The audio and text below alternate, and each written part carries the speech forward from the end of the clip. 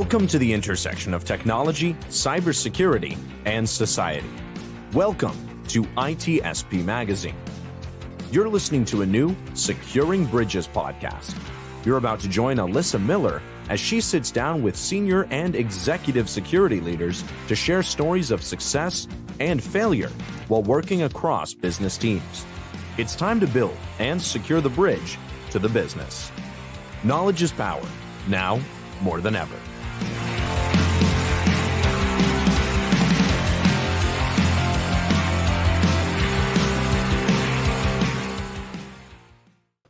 Hello once again. Here we are. I'm back in Studio 1A. I'm not on the road this week for a change. It's Securing Bridges. I'm Alyssa Miller, and it is great to have you all here with us today. I think we're on like episode 7 now. This is crazy. We've had so many really good guests. I'm already losing count, and that is totally okay with me. And this week is no different. So we're going to dive right in. We're securing that bridge between security and the business. How are we building those bridges? How are we connecting? How are we bringing those conversations in a way that we can influence those that are outside of our little security sphere? That's what we talk about every week here. And this week, probably this is like such a perfect opportunity to speak to somebody who's got a lot of different viewpoints on exactly that topic. It's Andy Ellis. Andy, how are you? I'm doing fantastic today, Alyssa. Thanks for having me. Awesome. Well, thank you for coming, and it's an honor to have you here. This is one of those moments where Alyssa feels some really serious imposter syndrome. So bear with me, folks, but we'll be good. So Andy, just in case some people haven't heard your name before, which would be really bizarre because you've been doing a lot of things, but hey, some people are new to the industry or whatever. Can you just introduce yourselves a little bit? Tell folks a little bit about your story. Sure. So Andy Ellis, I started in the United States Air Force doing information warfare for Central Command back in the late 90s. Went to Akamai, spent 20 years there building the security practice and doing many of the security products. Retired from there about a year ago. And now I'm doing the gig work. Except, the executive side, I think we call it portfolio work. So I am part-time at Orca Security as their advisory CISO. I am part-time at YL Ventures as an operating partner. And then I have my own consulting firm, Duha, which does leadership training. And I am currently writing a book on leadership. I love it. So just a few things. I mean, if my guests were wondering why we asked you to be here, I think you just answered it, right? I mean, this is exactly the types of things that we want to understand. And there's so much that we could jump into here. I mean, the leadership side, of course, is always an important thing, even if you're not in leadership yet. That's the thing I try to get a lot of people to understand. But, the venture side, the work you're doing with different startups and stuff, I think is going to be really interesting too. But if you don't mind, can we kind of just start about your current role at Orca and Sure. what does that advisory CISO situation even mean in that sense? Because I think that term even sometimes has different flavors to it. It has very different flavors, right? So for some companies, an advisory CISO is somebody in marketing who's sort of been given the title because their job is like go sit on webinars. And in fact, that is much of my job. I just came at it from being a CISO rather than being in the marketing side. Sometimes it's people who are sort of consulting CISOs. So your customers need to talk to someone. And this is somebody who will come in and say, hey, here's what your problems are. And buy more of our stuff. I'm doing probably more on the marketing side. So I run a podcast, which is Cloud Security Reinvented, where I interview people who've been senior in the industry for a long time, partly to understand how they've seen security evolve. So there's nothing there that really directly benefits Orca, except it's eyeballs, it's Orca sponsored. Maybe people pivot over to some of our content. I write blog posts. I have an op-ed in CSO Online, which if you haven't read, it's straight up security. It's where I dish the things I probably couldn't dish if I was working for a publicly traded company. The most recent one is the security user experience, SUX, the most self-descriptive acronym ever, where I go and commit gift card fraud against myself and see how all of the retailers who are supposed to help me say, stop buying gift cards, actually screw it up. It's fascinating to see how badly we treat not just the security professionals who buy our technologies, but the users who have to interact with our processes. And we don't have a good vision here. So that's sort of the things I do. I'm out a public face of the company, and I do some light product management, where I bring in and I'm the voice of the CISO, so they can show me things 6 months before it's going to launch, and I can give straight talk to engineers about how I would receive it as the buyer. Yep, right. And sometimes it's like, oh my God, I can't believe you're doing that. And sometimes it's like, wow, I've been waiting for somebody to give me a view that looked like that for decades. That actually sounds like an amazing job. Like I love that part of it. Like, hey, it is so much fun. Tell us, what do you think? Do our products suck, or are they really good? That's awesome. But you said something else in there that's really interesting. You'd mentioned the gift card scam that you pulled on yourself, and the retailer is kind of falling down and not doing a good job. As you look at that, what do you think that comes from, both from the retailer side, but also what are we missing, or what should the retailers be doing to prevent those kinds of things? Is it even on the retailers to try to prevent those kinds of things from happening in the first place? So I don't know if it should be on the retailer. So I'm not going to really answer that question yet, although maybe there should be a conversation there. But I think where it comes from is the people who design security processes are often really disconnected from how those processes actually touch human beings. So, one of the examples is I went to CVS and I bought 2 gift cards, and I went to the self-checkout lane. I scan in the first one, and it says, the first warning that I get is, be careful throwing this into your bag because you don't want it to break. Which doesn't apply. I was buying an Apple gift card. It's a piece of paper, but if it had been a Visa gift card, okay, I can see, right, that's an interesting one. And then the second one is the normal gift card thing, a wall of text that says, beware of gift card scams.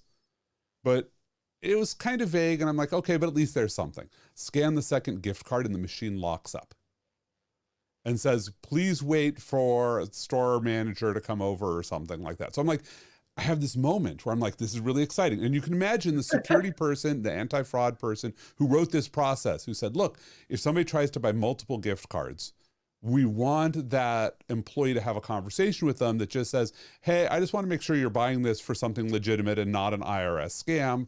Like, that's probably what they wrote. Right.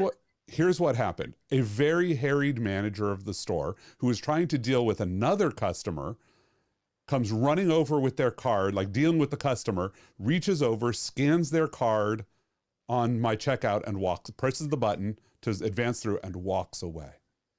And I had this realization, excuse me, it's exactly like what happens when you report phishing in your company.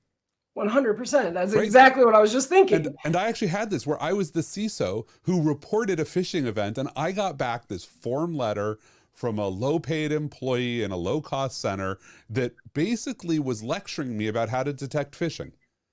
And at no point did they say, thank you for reporting something that got through our phishing system, or come back later and say, hey, this was new. We managed to identify 800 people who got it and kept them from even seeing it.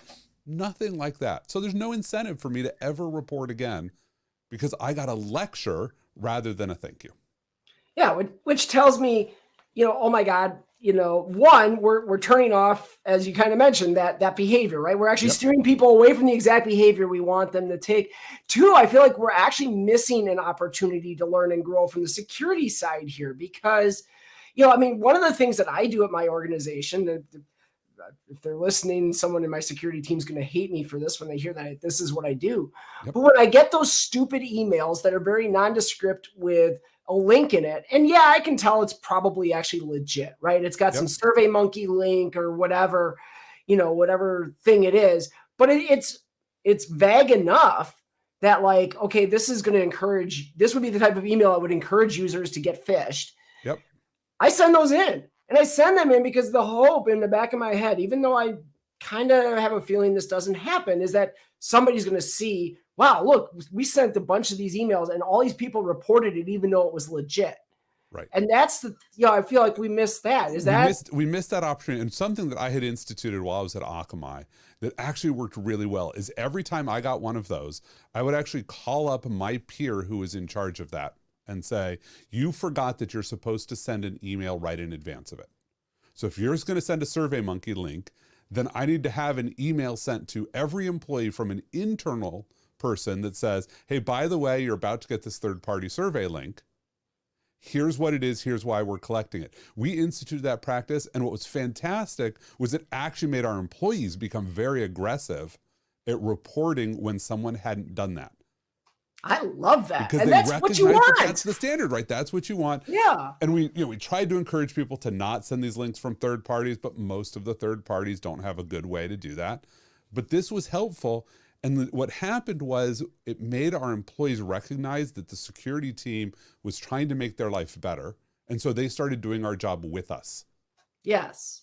Which is exactly what we're looking for at the end of the day, right? I mean, and that's the whole point when I talk about securing bridges and whatever is how can I get them to want to do the security thing? I mean, we spend so much time feeling like everybody rejects us as the Department of No. Because we are the Department of No.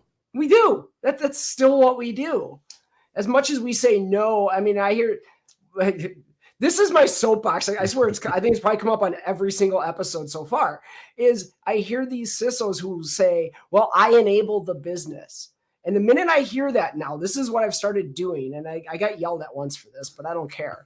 I stop them and I say, what does enablement mean to you? Yep. And some of the answers are terrifying. Yeah. So here, I'll give you a great answer for us. And I have to give the credit on this one to one of the fellows who worked for me, that his organization, built what we called Easy Path, which was the way to do security architecture reviews faster and easier. Which is before then what would happen is somebody would be headed for a product launch and they'd come to our team and we had a bunch of architects and they'd say, I need you to review this. And we would look at our queue and we'd try to figure out when we could slot them in, and it would get really ugly. And sometimes they would show up and they'd say, oh, by the way, we have a product launch meeting next week. And we're like, come on, you can't do this to us. And so sometimes we would say, hey, if you give us enough money, we will assign an architect to your division, and then you get to control their work output so you can decide when to queue up. And that worked for some of our divisions. But then we said, the real thing that we actually care about is not that you fix problems before the product launch, because this is the dirty little secret. They're not going to fix any problems. Doesn't matter how many you find. They have a timeline that says they need to launch on this date, and there is no way that they are going to change anything major before that date. So if you're trying to get them to change things, you're going to say no. They will override you, and everybody in the organization learns that you can be ignored.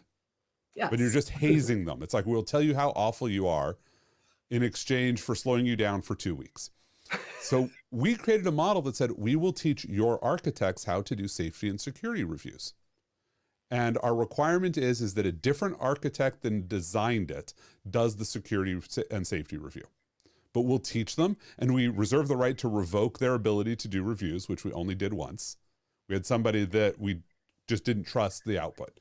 And then you do your own review, you submit the results of the review to us, and we can very quickly verify that you did a reasonable review. You wrote down some sane-looking risks. And the important part is that meant that your architects believed in those risks. It wasn't a third party telling them what they had done wrong. They were saying what they had done wrong. And the next releases got better.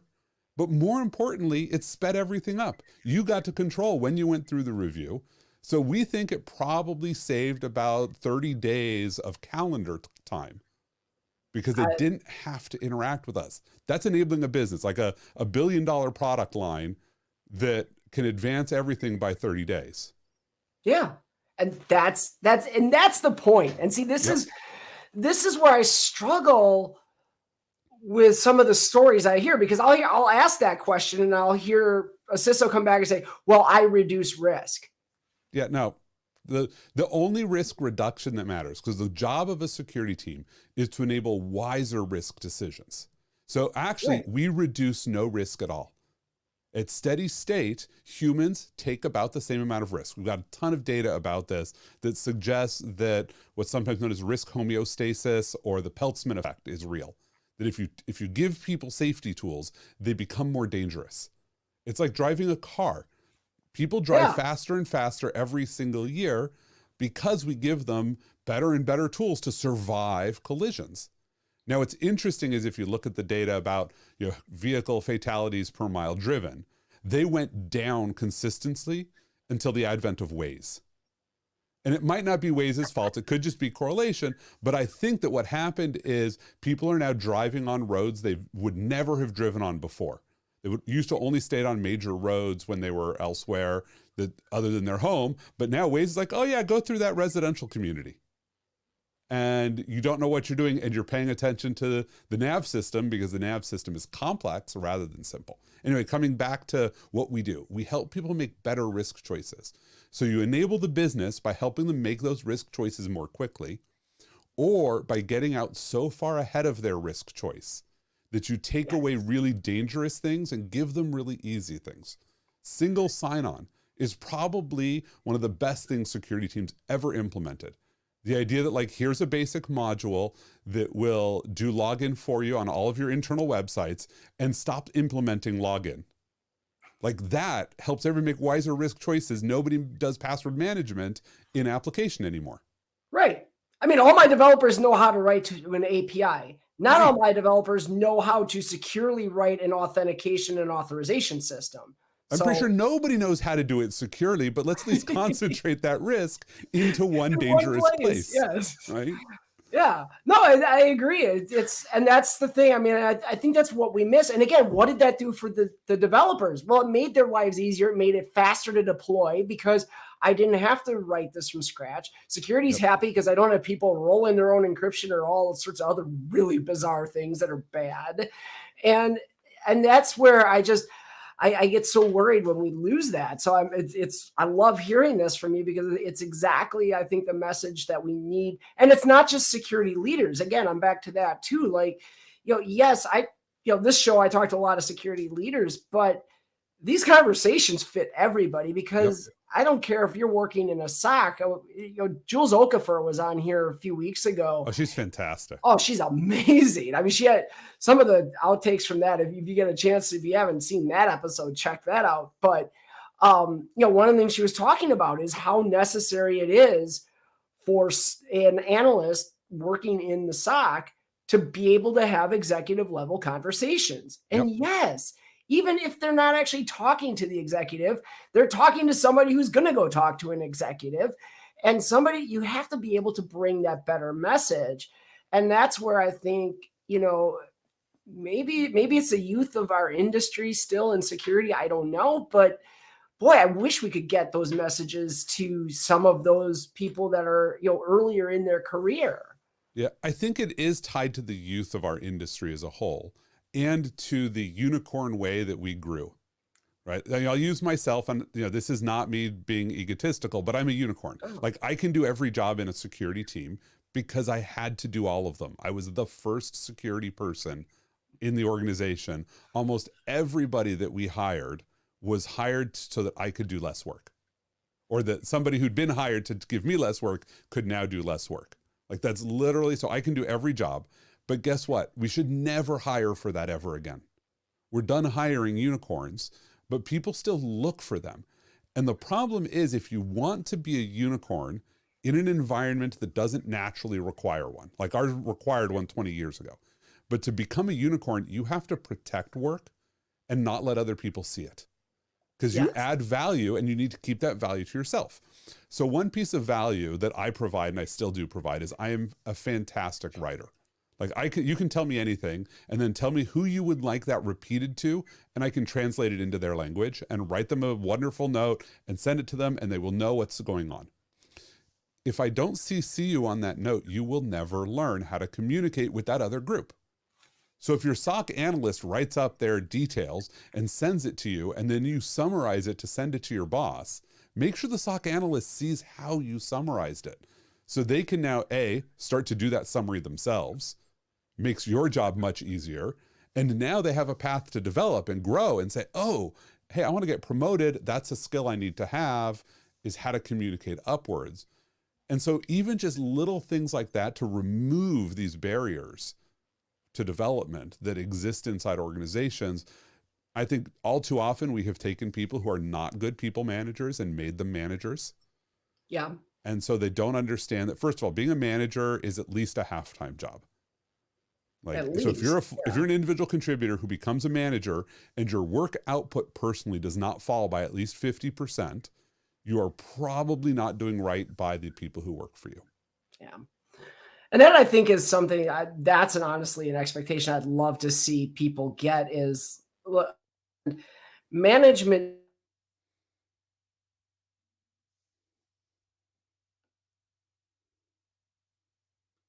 Which of us just locked up?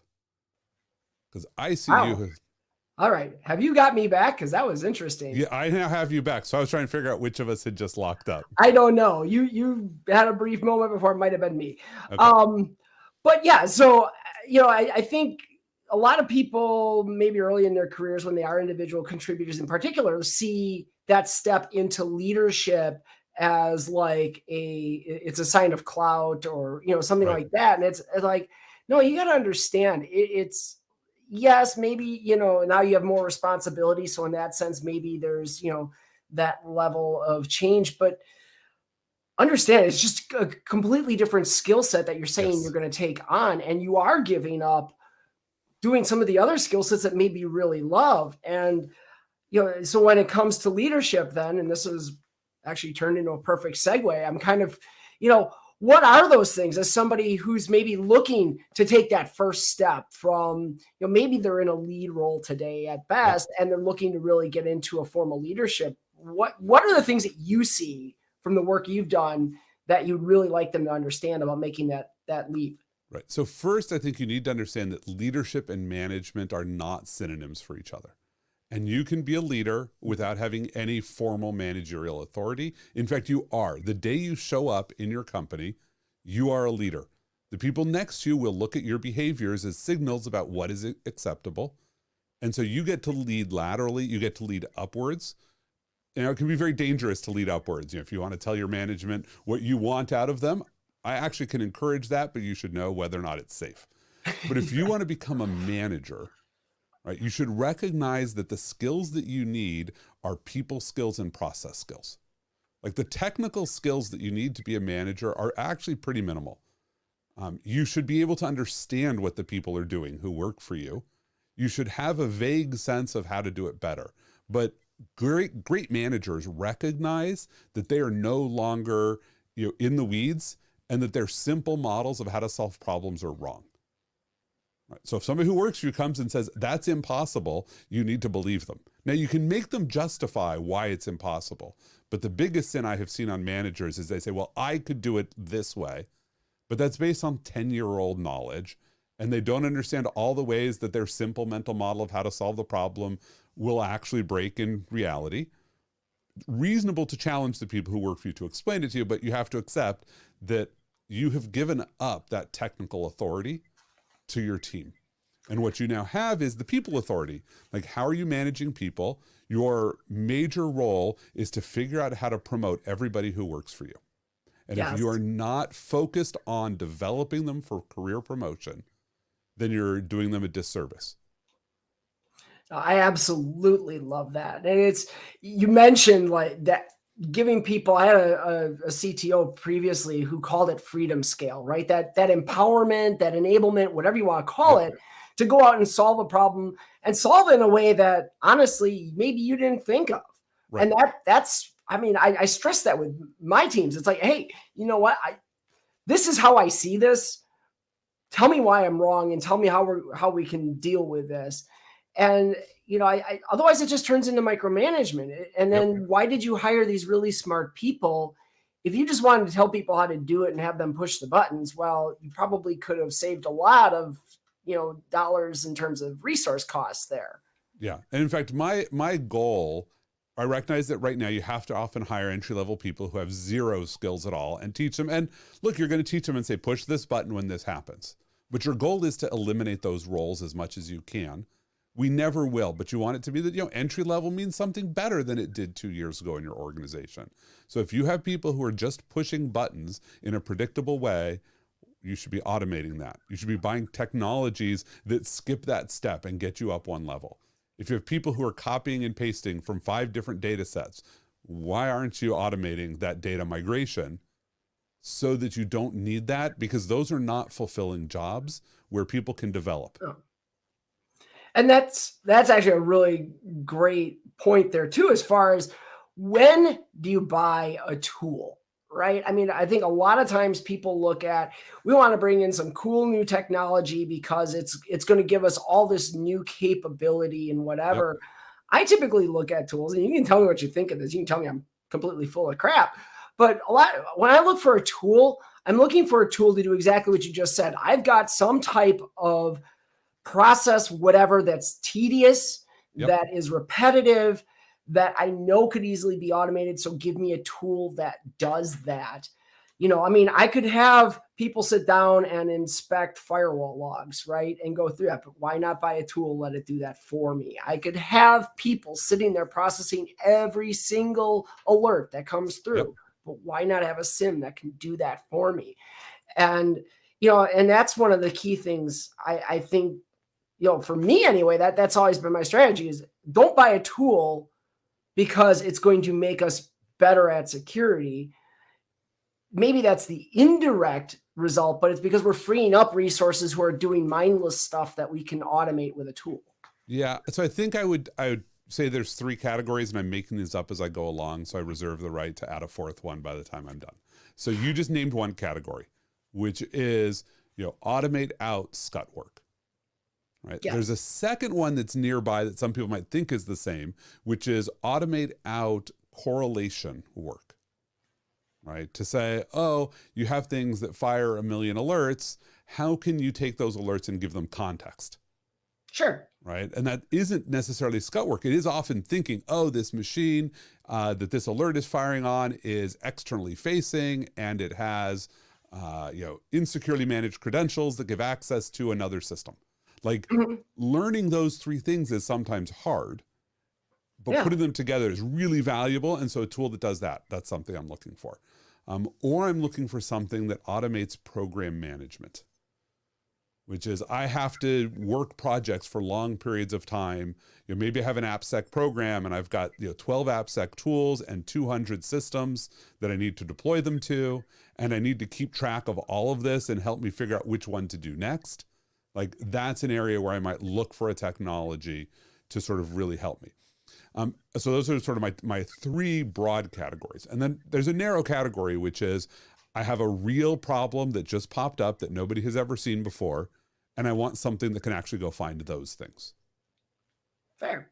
Okay. Right? So that's often the point product. Like, give me a point product to solve that. But the other ones are almost like, give me platforms that make things better.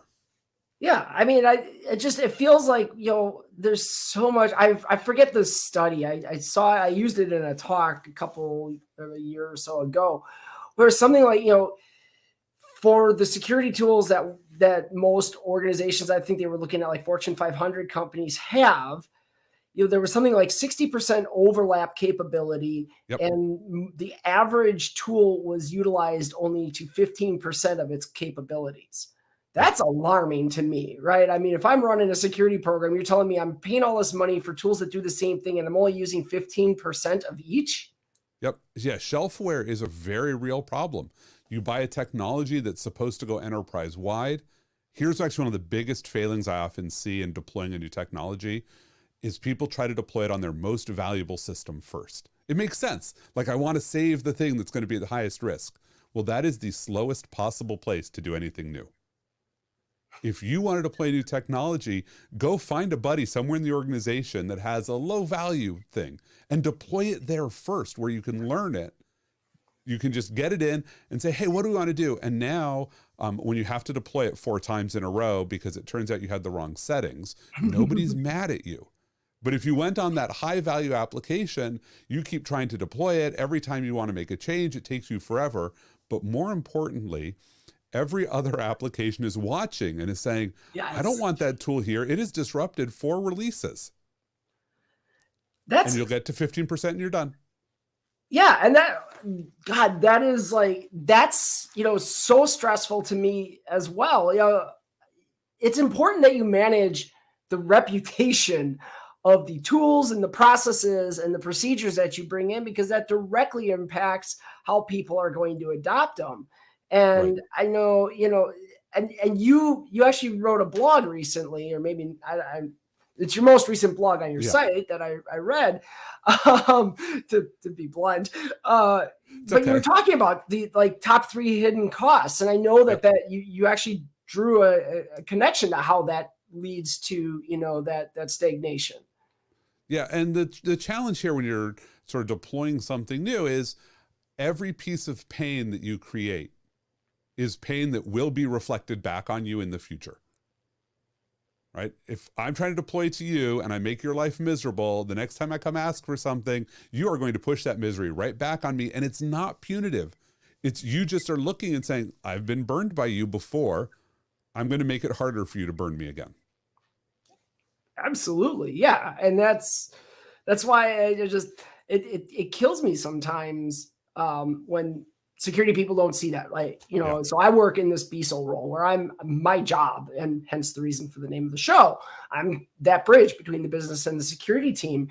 And, I beg them, let me be your ally and win you adoption by taking this business context I'm bringing back to you and craft your priorities and your objectives to align with that. I'm like, if you can do that part, I'll get all of them singing whatever song or tune you want them to sing. I mean, we can do that because they'll be happy, you'll be happy, and my life is a lot less stressful then. Yeah, I'm really optimistic about the BSO role being at some point sort of a implicit or explicit requirement for CISOs.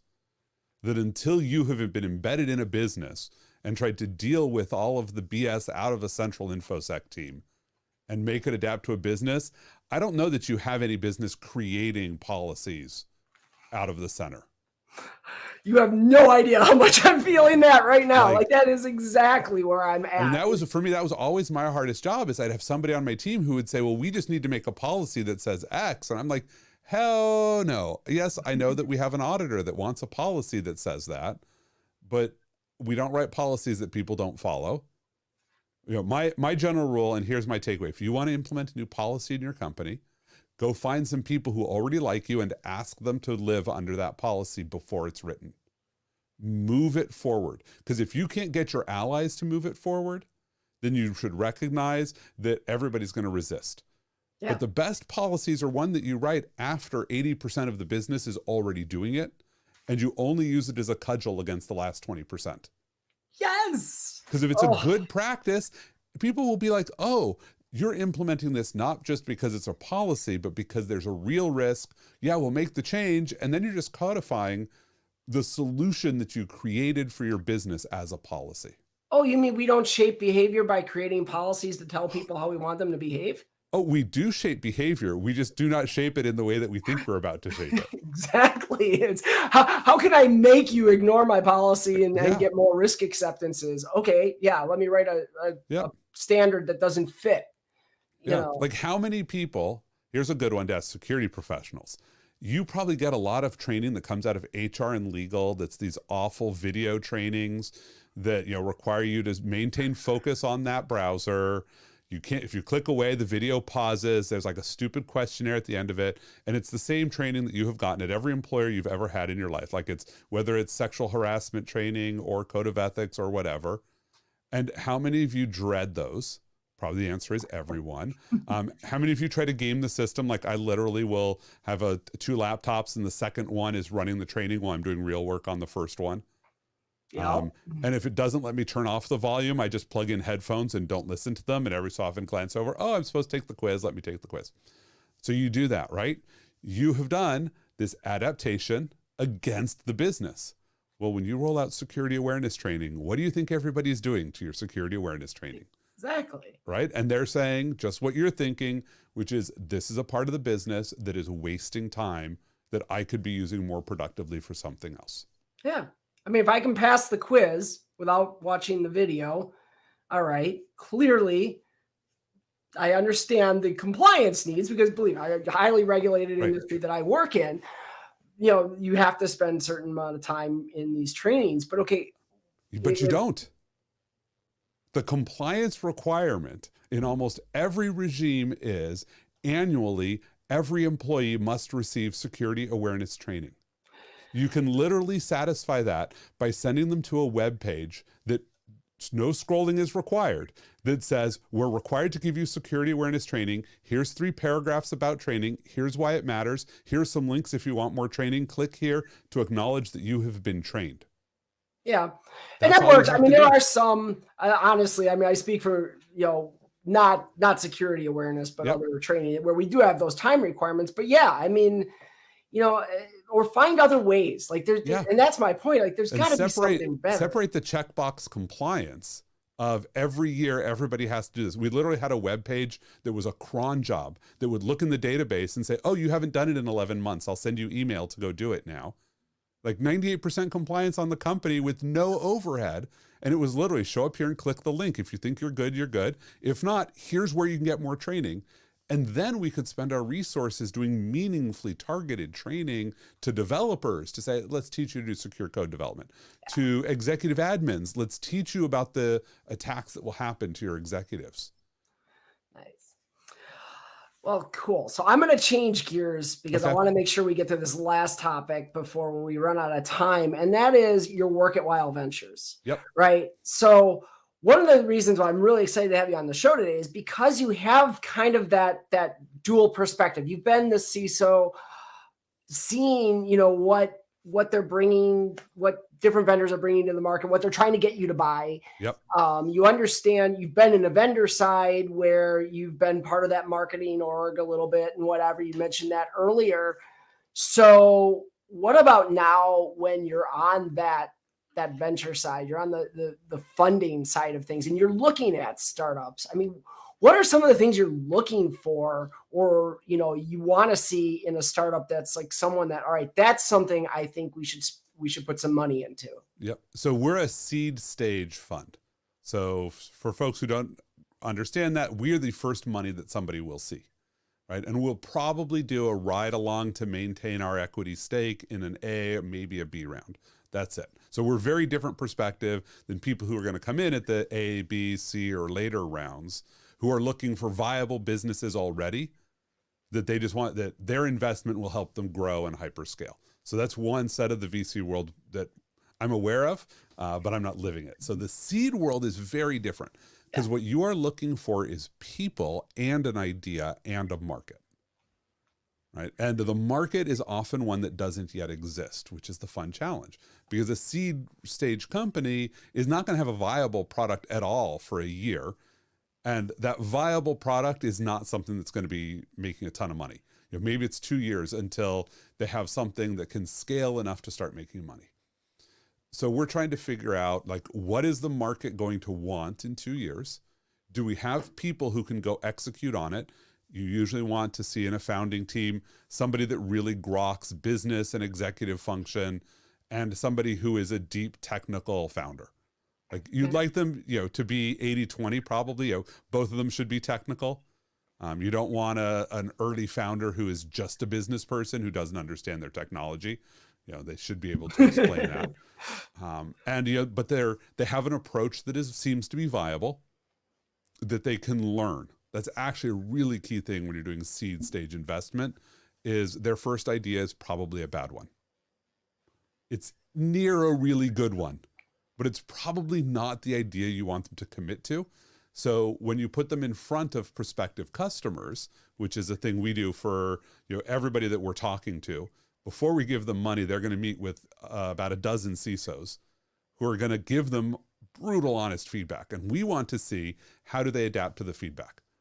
Right? Do they listen to all of it and keep pivoting their idea? Well, that's probably not the right thing. Do they refuse to listen to any of it? That's also not the right thing. But do they listen where it's relevant? I can think of at least one of our companies that had come in, years ago, and their first idea was this amazingly complicated idea that seemed like really cool on paper, and you could see why they liked it. And I was actually the CISO at the time who's looked at it and said, but if you're going to build that idea, to do that, you have to do like these 12 things along the way. And that first one, there's a viable company in that first idea. Right? And they said they canceled their meetings and they came back like 2 weeks later and they had a whole new idea because they hadn't realized that the amount of work it would take to do that first step would lead to a viable company. And they're one of the viable businesses in our portfolio that's doing very well right now. Awesome.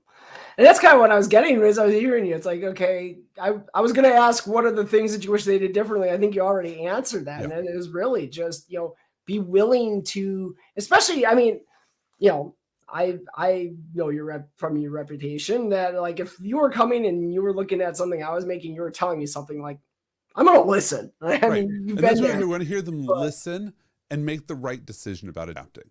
Yeah. And then what we do that I think is relatively interesting from the outside that most people don't realize is a lot of VCs are basically, we hand you money and we want a seat on the board. We recognize that when we hand someone money as a seed round investment, they're not a company. They're a couple of people, right? We make them incorporate, but that doesn't really make you a company. So our organization includes a marketing team, an HR team, a business development team, myself as an operating partner. I'm usually on the post-investment side. And our job is to surround you with people who can do job functions that you haven't staffed yet. So all of your early marketing is actually done 90% by us. And as you start to build out more marketing capability, you then stop using us. Yeah. And when you're hiring, like, we have a head of HR who's going to help oversee your recruiters and help do your hiring until you're big enough to justify investing in HR. It's almost like this reverse private equity model. Instead of, replacing all of your people, we just provide you people and ask you to replace them. No, I mean, that seems like the perfect option, because, I mean, where do we struggle? And I love the fact that, someone like you, I would love to see more of that for non-security companies where there is an advisory CISO involved. Yeah. Right. And that's something I feel like we miss, because you look at most startups. I mean, the CISO is not the first thing they're thinking about. It's probably not even the 50th or the 100th thing they're thinking about. I mean, that's down the road. And then we're like, okay, by the time the CISO comes in, all these bad security decisions, if you will, have been made. And now we're already behind that proverbial, tech debt idea of, hey, we've got a bunch of really risky situations here we got to fix, and it's going to be expensive and time consuming, and we're not going to want to spend money on it because we're still innovating and building market position and everything else. Like, crap, Yeah. So I love that. Although one of my big optimisms is the back end technical debt around security seems to be much less of a problem as everybody has moved to cloud services. Yeah. Because migration is a real thing. You've outsourced the security to these companies. It's not always perfect, but it is almost always better than, well, we bought technology that we had to deploy internally and we just made it open to the world because that was the fastest thing to do. And every time there was a bug, we took off any security settings. I'm so happy seeing companies that are truly cloud native, and not just they're building their product in the cloud. I mean, they're running their whole company in the cloud. People have a laptop and that's your only equipment. Some don't even have that. Some are already using virtual workspaces and stuff too. So no, that is promising. And maybe, that's where I think cloud might give us, some of the promise that we've been waiting for. But yes, absolutely. So, well, unfortunately, we've come to that time. I mean, there's so much more I'm sure we could discuss for hours, but I think I say that every week. That's becoming kind of a cliche for me, but it's the truth. We have some awesome guests here, and Andy, you've been terrific. This has been really insightful. Frank, I see your comments over there. Unfortunately, your questions came in right after the topic switched, so that's why we never got to them, but we'll hit you up offline. For everybody out there, thank you so much for tuning in. Yet another amazing episode of Securing Bridges. Super excited to have had Andy today. I hope you guys enjoyed.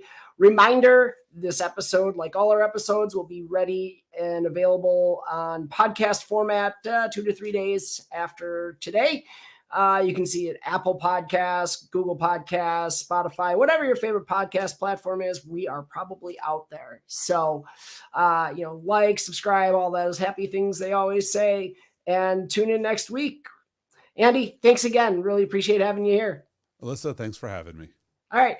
Take care, everybody. We'll see you next week on another episode of Securing Bridges.